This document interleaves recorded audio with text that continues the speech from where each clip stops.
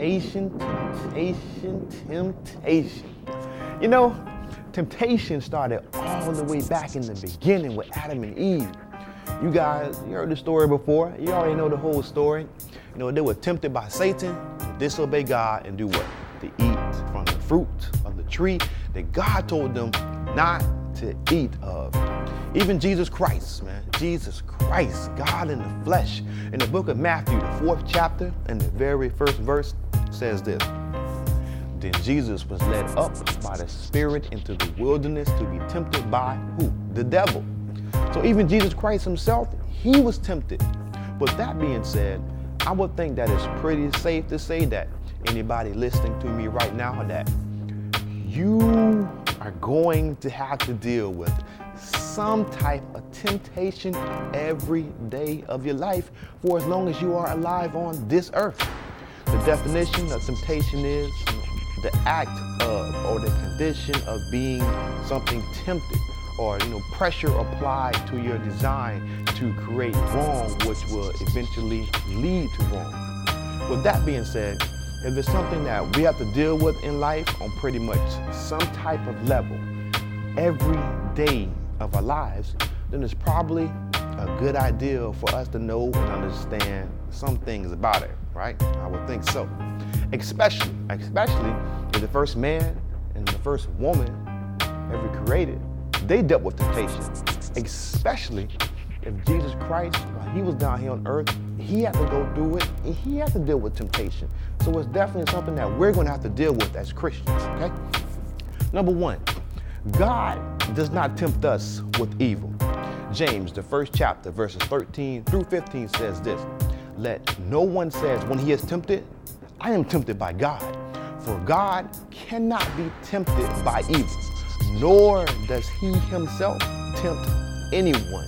But each one is tempted when he is drawn away by his own desires and enticed.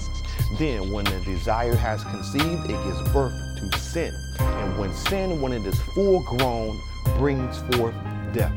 So check this out, man. So whatever desire, whatever temptation that you have in your life to do something wrong, to do something evil, to have that pull, to do something you know you're not supposed to be doing when you're warring and fighting your brain, you know you're not supposed to be doing it. This temptation that you're being tempted in your life, understand number one, this temptation is not coming from God. It's not coming from God. God may allow the temptation to happen for his will and for his purpose, but the temptation is not coming from God, man.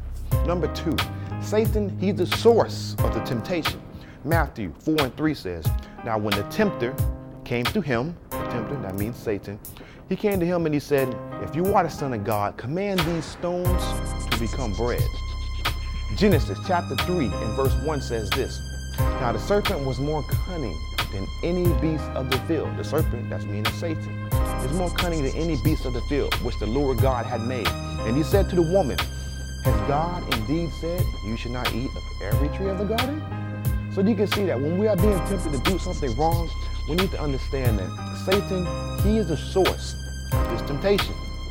Look at the story, check out this, the story of Job in the Bible, man. Satan was the source of that temptation. I mean, Satan, he went to God and he asked God and talked to God, and he basically wanted Job to tempt Job to curse God and to turn his back on God. I mean, look at the story of, King David. I mean, when King David saw, Bathsheba out there taking a bath, he was tempted by her. Now, what could he have done? He could have resisted the temptation. He could have looked away. He could have went back inside, but he didn't. Temptation is something that we're going to have to deal with in life, let's face it. But here's the good news. At the same time, God will not allow us, God will not allow you to be tempted by more than what you can handle. Any temptation that we do fall into, we have nobody to blame but ourselves. You know what I'm saying? You can't give in through temptation and then blame your mama. You can't blame your daddy. You can't blame your girlfriend. You can't blame your boyfriend. You can't blame your boss. You can't blame your kids. We have nobody to blame but ourselves, man. 1 Corinthians chapter 10, verses 12 and 13 says this. Therefore, let him who thinks he stands take heed lest he fall. No temptation has overtaken you except such as is common to man. But God, he is faithful, He will not allow you to be tempted beyond what you are able, but with the temptation will also make a way of escape that you may be able to bear it. So we can see that no matter what you are going through in life, no matter how bad it seems, no matter what it is, no matter how bad the odds are against you, God He's already done it. He's already made a way of escape for you. He's already given you the strength to bear it.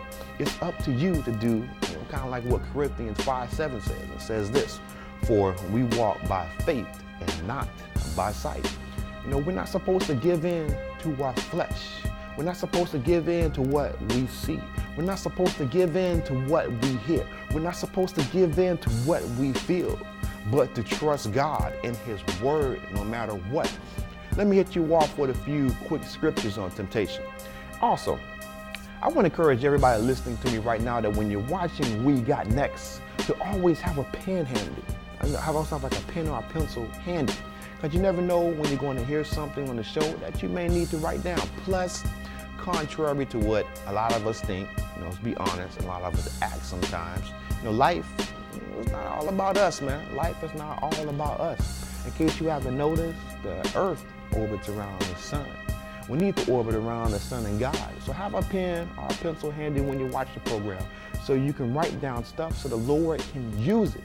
So the Lord can use you to give it to somebody else. It may benefit you later on in life, or the Lord can use it to give it to your friend or somebody else that brings across your path. Anyways, here we go. Hebrews 2:18 says, for in that He Himself has suffered, being tempted, He is able to aid those who are tempted. Hebrews chapter 4:14 says, seeing then that we have a great high priest who has passed through the heavens, Jesus, the Son of God, let us hold fast to our confession. For we do not have a high priest who cannot sympathize with our weakness, but was in all points tempted as we are, yet without sin. Let us therefore come boldly to the throne of grace, that we may obtain mercy and find grace to help in the time of need. 2 Peter 2:9